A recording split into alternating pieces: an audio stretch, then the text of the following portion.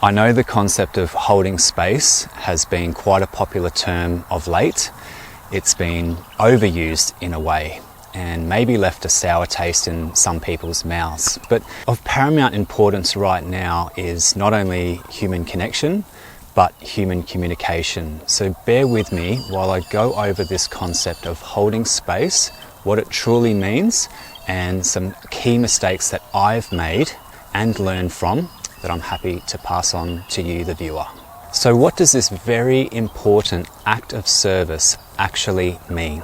Holding space means making yourself available by providing your personal time, being present and listening fully to another person. You temporarily allow yourself to feel what the other person is feeling, so that they don't have to feel it and go through whatever they're going through alone. Simply put, you provide a space, a bubble, a cube, a container, whatever metaphor you'd like to use, where the other person can show up fully and in a confident and comfortable manner and be understood and heard by an unwavering ear. So not an ear that's looking at their phone, not an ear that's looking over at what other people are doing, an ear that is completely focused on the other person. The first mistake I made is that on many occasions, I did not set aside a specific time for the other person. Sometimes I would hurriedly try and hear what they had to say, as if it was something to quickly get through. There were occasions where I was multitasking. I might have been doing the dishes and listening to them, and possibly the TV was on in the background. Sometimes I was emotionally exhausted myself and didn't communicate that to the other person, and so I wasn't in the best place to be actually hearing and sitting down and listening with somebody for an extent of time. Therefore, to learn from this mistake, going forward, I do not offer my time until I can absolutely blank out in my calendar a set amount of time for the other person, where I can be focused, present, and listening with that unwavering ear. This may sound like, hey, I really just need 5 minutes to settle in, unwind, do a few things, and I'll be with you then. Or, I appreciate the urgency of the matter and thank you for your call. It's just not a good time my end. Can I give you a call back in an hour?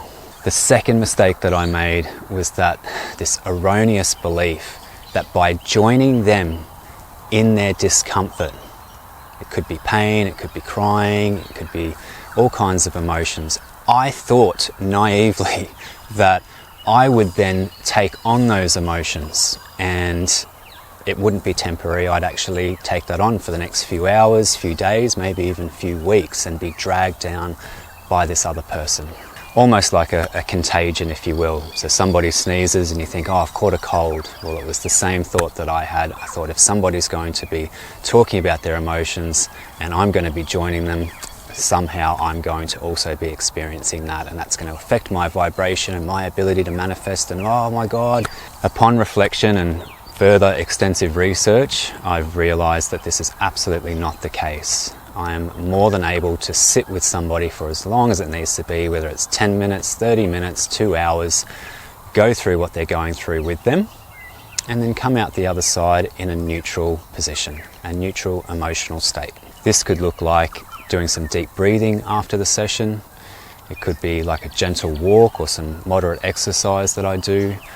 I might even hold space for myself and just take 20 minutes out to do some meditation, or as I said before, go for that walk and just have some me time, just to debrief and go over what was said if it was quite heavy. Mistake number 3 was trying to get out ahead of the other person and provide that all wonderful advice, that lovely hindsight advice, or that other person's perspective advice. Essentially, I was trying to fix or repair the situation. I'm only human at the end of the day.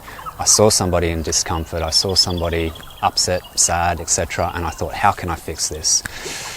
Unknowingly that's not exactly what they wanted, and it's taken me a long time to finally understand that.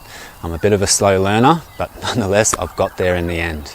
What I learnt through my research is that by trying to fix or provide a solution, sometimes that can actually enable the other person, if they're doing something destructive to themselves, to continue to do that, because they'll get this solution from you and think, oh, I can implement that next time, so I'll go through that same experience and I'll try what this person said, and so they end up in that same experience again.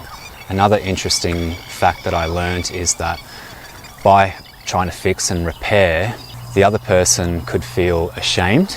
So if you've come across and said, oh, you should have done X, Y, Z, and the other person thinks, oh God, like maybe I should have, like I feel like, and that shame right there can take them straight out of that comfort and confidence that they were feeling as you were holding space for them, and derail the whole process. So what's the learning that I'm taking forward from this? Well, listening intently, so not to respond, but listening with intent to understand. And if it's prudent and reasonable to do so, so if I get a hunch or I get a little, hey, you might want to just suggest this one thing and then get straight back to listening, then I'll do that. If the other person asks me and says, oh, what would you have done in that situation, then I might come forth and give them my perspective. But I'll keep it short and sweet, to the point, and I'll always come back to that listening instead of talking about the apparent solution that I've got. And finally, mistake number 4 is judgment.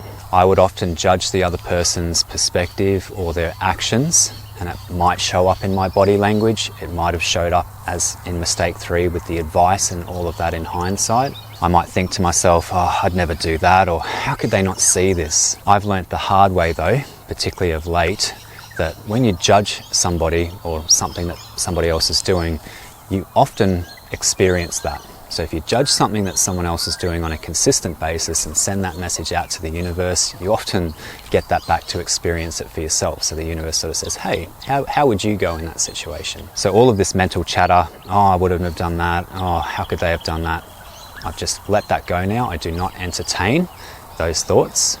Instead, I simply bear witness to what the other person has to say and understand that we've all had a different upbringing, we've all had different experiences in our life, and I simply want to allow them to express themselves in however manner they wish to. So that might be crying, could be screaming or laughing, whatever it is. I'm happy to go on that oscillating range of emotions with them, joining them in those expressions without judgment. In conclusion, an unwavering ear can be hard to find sometimes in a world dominated by just incessant technology and quick satisfaction and give it to me now, and dopamine stimulations on 20-second TikTok videos. So if somebody has approached you for support, please acknowledge that takes a lot of courage sometimes, and I hope you can apply the learnings from the mistakes that I've made so that you can effectively hold space for somebody in a compassionate manner when they need it. I hope this video has been of help today.